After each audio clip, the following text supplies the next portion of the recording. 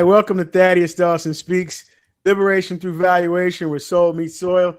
Today we're going to talk about the recent codification of reconsideration of value and how to implement this so that it is actually effective and impactful. We'll also talk about the recent agricultural farm bill known as the Farm Bill, which is coming up and is in play right now. So without further ado, we'll get to this episode of Thaddaus Dawson Speaks. Looking for Rick. Rick, where are you? I'm right here, Thaddeus. I haven't went anywhere. I've been here since last week, just waiting on you to come back in. What are you talking about? Yes, here I am, the man who knows nothing about appraisals, but just loves to ask you questions about it. So, but I'm learning a lot all the time. Well, Rick, you know about production and videography. You are awesome in that. So everybody just sort of plays their position, and you do give us a perspective that is not lost on our audience, and you also help to keep me to make the conversation, let's say, palatable and bite-sized, so everybody understands, and you keep me away from speaking appraisalese. So yeah, you come in it from the everyday man's, from the consumer standpoint. Yeah, and we thank you, and we appreciate that lens. Yeah, that's why I enjoy being here, because I am someone who has to learn, like everyone should know, about the valuation of our properties and how important those appraisals are. Most all of us have had appraisals before, and I never realized how important it was or how wrong it could potentially be in a good or bad way, whether it's coming to taxes I'm paying or the value of my property if I'm getting a loan or something. So that's why I enjoy being here with you. Well, most people don't look at it that way, but valuation is at the center of everything we do. And right now, reconsideration of value is the most valuable tool that we have in wealth preservation. Going through the largest transformation of wealth in history, $106 trillion, and small and limited resource communities are only participating in less than $3 trillion of that transfer. And so a lot of that has been policy, and a lot of that has been policy around appraisal and valuation. So that is why that was the genesis or nexus for us developing the National Appraisal Policy Resource Center. And so really excited about that. And the number one goal of the Appraisal Resource Center is appraisal modernization. One of our 5 pillars or 5 tenets that I testified to in front of the Federal Reserve was the codification of reconsideration of value. Now that just recently passed within the last couple of weeks, and now is law through the Appraisal Modernization Act, through the access to mortgage credit, and the reconsideration of value is a part of that. Yes, reconsideration of value was a part of the Appraisal Modernization Act. Okay, and I know you have a lot planned today, but in case somebody's watching us who is new, they're a homeowner, just tell us a little bit. Go over just what reconsideration of value it is, and it does affect everybody. It can affect everybody. Just explain that a little bit, what it actually is. Some people may not know who just tuned in for the first time. So basically, if you get an appraisal done and you disagree with the value of the appraisal, you have the right to appeal that value, and that appeals process is called reconsideration of value. Now, that process has been offered through the Veterans Loan Administration since 1944. So they actually have pretty much perfected it, and they offered it as policy. The problem was that the policy was only offered to veterans. It wasn't extended to everyone else. And then in 2024, I believe, HUD adopted a portion of reconsideration of value, but to this day, nobody has the comprehensive program that the VA offers. They offer a 3-tier system, which is fair for the appraiser, which is fair for the lender as a risk mitigation tool, but it's also fair for the consumer. And the VA has always been more concerned about the veteran than it has about the lender, the broker, or the builder. And so finally, we've been at the forefront of pushing this as a tool. And now that it has become codified, the goal is to make sure that it's implemented properly so that it can be effective and impactful. The existing effectiveness doesn't exist.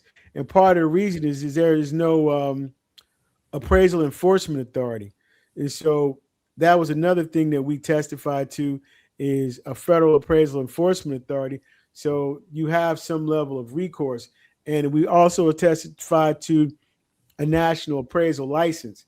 Right now, licensing is administered through the states, and the Uniform Standards of Professional Appraisal Practice covers 55 jurisdictions. So it's anything but uniform. But in this appraisal modernization, there is an opportunity to correct that. And why reconsideration of value is important, based on FHFA study done in 2024, the most comprehensive appraisal study ever conducted, utilizing 45 million appraisal records over an 8-year period. Over 90% of all appraisals lack market conditions adjustments. So that has a direct impact on everybody. But according to this study, it has a disproportionate impact on Black and brown communities, or small and limited resources communities, and it causes systemic indifference. So that's where the disproportionate impact and harm happens in urban and rural communities. And so with the Farm Bill and this recent bill that was passed, now this policy is policy for USDA, FSA, and FHFA. So again, the VA has the most extensive policy and history doing this. This needs to happen across these other agencies, and it needs to have the robustness that the VA has with the 3-tier policy. Okay, all makes sense. So this Modernization Act, is it becoming law? So the Modernization Act has passed. It is law, but it lacks enforcement. So it didn't give out a strategy to be able to enforce it. That basic enforcement has been coming or been implemented by the GSEs, government service entities, mainly Freddie Mac and Fannie Mae. And the problem, or I won't even say it's really a problem, but a lot of the pushback from the industry is they don't believe in the data collection process. Because Why? the data collectors are unlicensed, and some different states are trying to call for requirements for data collectors to be licensed. But AQB is now out calling for qualifications and changing qualifications, and they just recently extended the draft for suggestions, and they're lowering educational standards, which I think is the absolute wrong direction to go. If you've already got an existing profession with a 90% failure rate, obviously your educational requirements are not hitting the mark, and you need to strengthen those as opposed to lessening those. Okay, and I'm probably taking you way off track from when you want to be, but I'll let you go to where you want. But here's the simplest question I can ask: why doesn't the appraisal industry care about this? Dumb question. I mean, it's the dumbest question I can ask, but it's kind of real. Why don't they care? When you say appraisal industry, I would say the appraisal industry does care right now, or the appraisal industry lacks supervision, it lacks guidance, and it lacks vision. The industry should be led by the Appraisal Foundation, and basically they've been asleep at the wheel. They constantly purport to have public trust as their number one goal, but as you know, when we interviewed Dr. Wendy Mohammed, she asked a very poignant question that I have been following up on ever since. What public are they actually serving? Because before the appraisal foundation, appraisers kept 90% of all of their revenue. Today, appraisers keep less than 50% and sometimes as low as 35%. So that revenue goes to the appraisal management companies, which is part of the problem with fee suppression and getting quality appraisal work. So you couple that 90% failure rate with appraisal fee suppression, and the industry is really out of lockstep right now. And it has been for quite some time.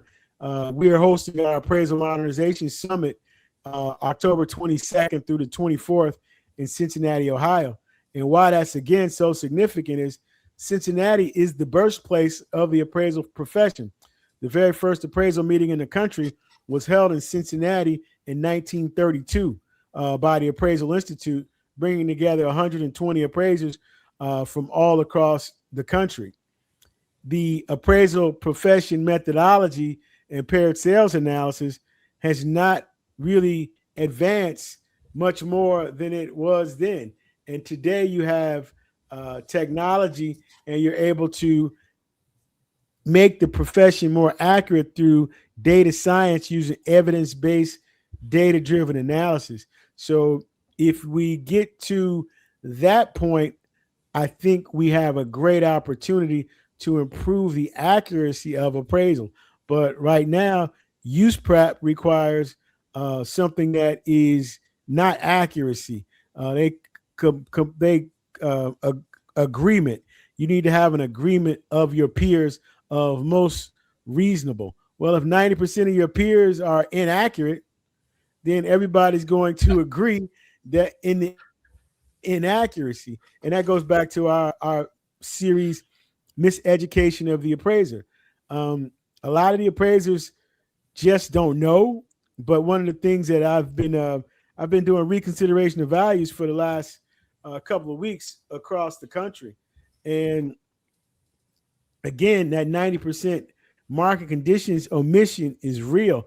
But here's the thing that I think a lot of people don't talk about that wasn't necessarily in FHFA 2407 is the conditions adjustment rating.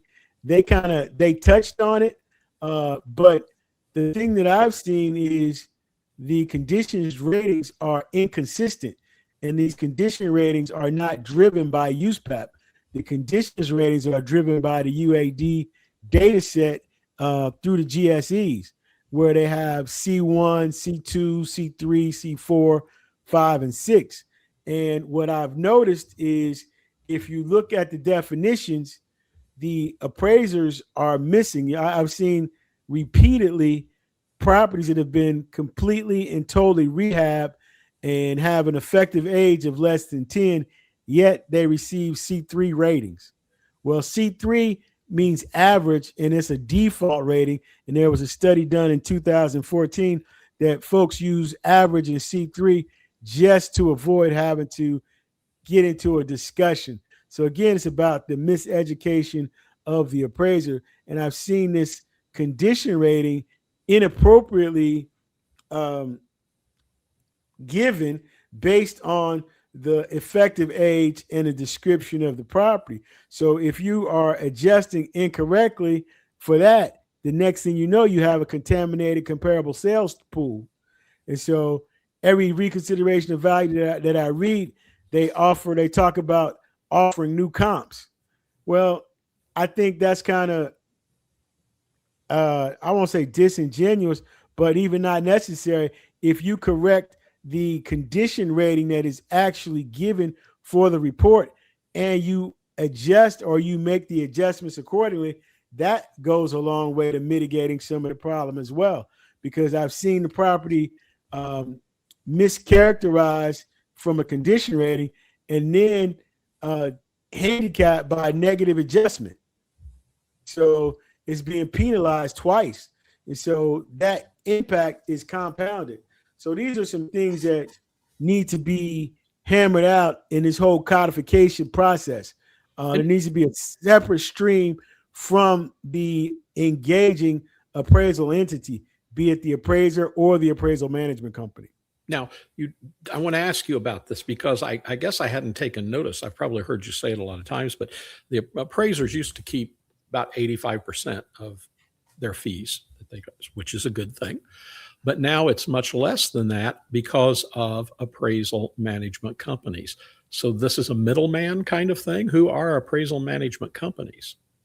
How does that work with appraisers and It's management supposed to companies? be an independent, objective third party. But what they have turned into, I won't say that they're objective. It's just a fee suppression tool, and maybe an unintended consequence. But this is something that needs to be addressed.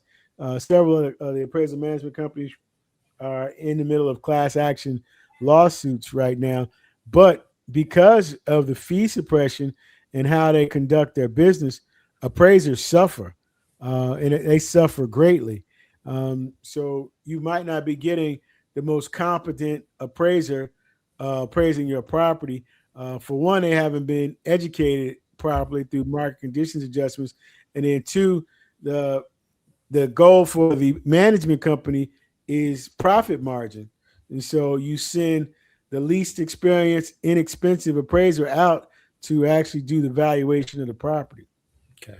Okay. It's kind of like a farmer selling eggs. The farmer makes very little off those eggs, but somewhere there's a middle management person on those eggs that never sees an egg, touches an egg, or anything else, but they're making by maneuvering it all, they're making their money. Interesting. They talked Okay. about that last week when we were in South Carolina, how the farmers get cut out of a great percentage of the fees because of the brokers and how much money the brokers make. So in this instance, the appraisal management company would be the brokers.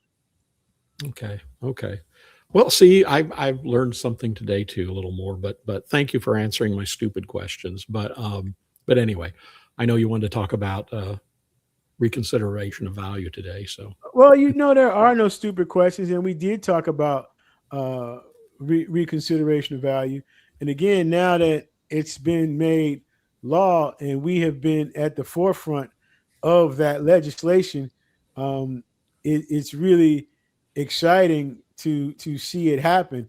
It was a part of the executive order promoting access to mortgage credit that the president issued on March the 13th, and Section 6 of that was appraisal modernization. But this recent bill that passed both the House and the Senate unanimously was huge, and that was it's putting it into play as we speak. So we would like to make sure that the legislators get it right as far as the implementation and how it's being classified. It has definitely gone into an area that we don't have to necessarily fight for, but we do have to fight in order to make sure that it is effective. And also, we want to make sure that it is included. Reconsideration of value is included in the new farm bill. So the new legislation passed for appraisal modernization should definitely be a part of that in the heirs property section, because there's an heirs property lending section of the new agricultural farm bill. okay. It's all very interesting. All very interesting. Like I said in the beginning of the show, I learned so much every time, and it's so important. You're right there in the middle of it, and I guess you will be really in the heart of it next week, because you'll be in Tampa at the Southern Christian Leadership Conference National Convention. Yep. We'll be doing all the video work and live streaming and so forth from there. And it's always interesting. And you're going to join them there for yes, I will be speaking on a session there on next Friday. So I believe I'm on Friday morning. So we definitely will be doing that. And then there's another the National Black Growers Council is having a farm field day in Mississippi on that same day. So I will not be able to make this farm field day for the National Black Row Croppers, but I will be there with them in spirit. Well, and one of the things that you used to talk about, I know we've traveled to some churches, is that Southern Christian Leadership Conference, of course, a Christian organization of Dr. Martin Luther King, but not only all the civil rights work and making equality in all areas, like you work in, important, but churches. You've talked a lot about that. Churches are one of the most undervalued pieces of property there are. Oh, absolutely. So churches lose $500 billion a year in undervaluation. Wow. And that is huge and significant. And that also translates over to the wealth transfer.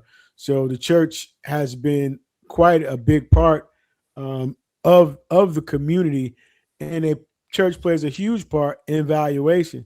So we will be discussing this at the convention and how the churches can be more involved with their congregations and restoration of value, as well as heirs property training. Very interesting. You do it all. You do it all, Thaddaus. Only when it comes to appraisal and valuation. I try to stay within my wheelhouse. I don't talk about the broadcasting or any of those things. I just I show up and you make me look good. Do you? And I should say that, when I said, why doesn't anybody care in the appraisal industry, I wasn't an insult to appraisers, because I know appraisers, it's an industry and they want to be as good a professional as they can. So, but do you make people angry in this industry? Are there people who don't want to change? Are there people who fight change, or why do they fight change? Nobody wants change, Rick. The only people that want change is babies and old folks. They want to be changed after they have had some issues. But it's because it's comfortable. We've always done it this way. And again, the appraisal industry, if you look at over 85% of the industry is over 60 years old, and less than 7% are under 30. These are people that are used to being able to say, because I said so. So it's just like parenting. Parenting is different now than when you and I grew up. You got to have some conversations. This is too important of an issue if we start talking about wealth generation, wealth preservation, and the wealth gap is there and it's real, and it's only going to get bigger and faster with velocity. The only way that we can arrest some of that erosion of wealth is through reconsideration of value, and it's about the modernizing of the appraisal process. Again, the appraisal process is outdated. They're using the same playbook that they did in 1932 when they had the first appraisal meeting in the country in Cincinnati, Ohio. And so if anybody will listen, that's what we are championing, the modernization. And in that modernization, we can improve the accuracy. I mean, we can improve the velocity. We can improve the market analysis, which over 90% of the appraisals are missing. These aren't my numbers and my figures, Rick. These are our figures that the industry has produced. And are we pissing people off? I don't know. I'm not focused on the pissed off. Oh, come on, Thaddaus. Now, I promise you, I focus on the communities that we serve, the small and limited resource communities. I mean, it impacts the white farmer in West Virginia and Mississippi and Appalachia, as well as the black farmers. So this loss is real. Yeah. I focus on the appraisers who have lost 90% of their revenue. When they used to keep 90%, now they get less than 35. So wow. These are all the people that I represent, and every time we show up, you see the reception that we get. People that show up and listen to us, no, they're not talking about being pissed off. They are actually very appreciative of our voice. So, obligation to keep speaking truth to power. Yep. And we take that serious. I'm not focused on who's pissed off, Rick. I don't have time. I'm too busy working on those that need to work and moving the needle to be impactful. And a lot of those people that are pissed off are gatekeepers. And so it's kind of hard to tell the truth when you're eating off the lie. Yep. Yep. And when we talk about the modernization and the age of current appraisers, being an older person, and I think it doesn't mean that older people have to get out of the profession. People who are really in it want to learn. And in fact, one of the most authorities on this whole data science thing is a little bit older as well, isn't he? Oh, yeah. You're referring to George Dell. Yeah, George has been fighting this appraisal modernization thing for over 25 years. I've only been at this thing for 3 years, and I'm thankful for George and the community of asset analysts.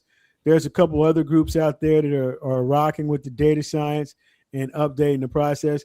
And the technology, I mean, you could even use AI to use some of the market conditions adjustments. I know I struggle with getting the formulas and loading the data sets using R. So again, it's the input always impacts your output, but there's so many different programs now to help to be able to do this. If you're not doing, and if you don't want to learn how to do it, then you need to find something else to do. But if you are new and coming into the profession, there's no sense in learning the outdated methodology. Paired sales analysis is an accurate indicator of value, but it's just a tool. And the data science is a tool as well. So you want to take all the tools in the toolbox so that you have the most accurate valuation possible. Yep. And we saw a lot about data and how it's used at the farm we went to in South Carolina. Because how farmers are using all of this satellite information that's telling them everything about where they're going, how deep their plows are, how deep their planters are. I mean, it's amazing what can be done, and that's just transferring over to everyday life for whatever industry you're in. Technology is here, mechanization is here, and we have to utilize all the tools in the toolbox, or else we will be left behind. So again, there's opportunities to learn the information. There's opportunities to get better, and that should be a part of every appraiser's continuing education. Wherever you came in is the floor. It shouldn't be the ceiling. So you have options and choices to be able to upgrade and improve every year that you are an appraiser. You should take some meaningful continuing education. And right now, the appraisers are in a fight for their profession and livelihood. And we need them. It's an industry we need. We need those appraisers. Oh, we need them tremendously. And you've heard Phil Crawford speak about data cancer, and that's one of the real concerns with appraisal waivers. Again, appraisal waivers are the future. So folks need to be able to get on board and embrace and be able to utilize the information and discount it appropriately. Yep. And it's a good profession that is going to be a good profession for a lot of young people coming in, and every young person wants to be proud of the profession they're in. And so that's what's happening now, I think. When I started, I was always the youngest person in the room. And that's not quite the case anymore, but it has been a good career for me. I have been thankful and grateful. Met some wonderful people along the way. Business development, realtors, consumers, veterans. Made several relationships across the country. And these are all things that I value and are very near and dear to me. Okay, very good. So we've been about a half an hour. Just real quick, tell folks again about in Tampa. Maybe they might be in the Florida area. They can come and see your presentation. Again, what you're going to be talking about. So Tampa, we believe we'll be at the Hyatt Regency Hotel, Tampa, with the Southern Christian Leadership Conference. and that conference is March 5th through the 7th. August. Oh, I'm Next sorry. week. I said, Next week. I said March. I'm, I'm going back in time. I need to get some rest. August 5th through the 7th in Tampa. And then we have the Congressional Black Caucus in Tunica, which is August 6th through the 9th in Tunica, Mississippi. And then there's Farm Field Days for the National Black Growers Council. That's also on August the 7th in Mississippi. So you can go to those calendars and look for that, those different events and ideas. Excited for all of these organizations and the appraisal modernization, as well as the recent, the new farm bill is up and going through revisions. So I've been doing some reading and work, and got a couple of papers I'm putting out about that as well. So excited to see all these things coming together. You're the man. You get everybody else excited. According to you, I get everybody else pissed off. So. Well, and they appreciate it. Well, really excited about confirming a location for the Cincinnati Appraisal Modernization Summit. We'll definitely be stopping in and checking in on Phil Crawford, him and Kevin. As you know, they've got the #1 appraisal podcast in the country. But as you also know, we've been telling Phil we're coming for the #1 spot. So we're excited about that, and we'll be releasing more details around that over the next couple of weeks as we firm up, solidify the location and speakers. Very good. It'll be fun. That'll be a good group in Cincinnati. Well, Rick, that's Thaddaus Dawson Speaks, Liberation Through Valuation, where soul meets soil, and I will see you in Tampa. Don't get left behind.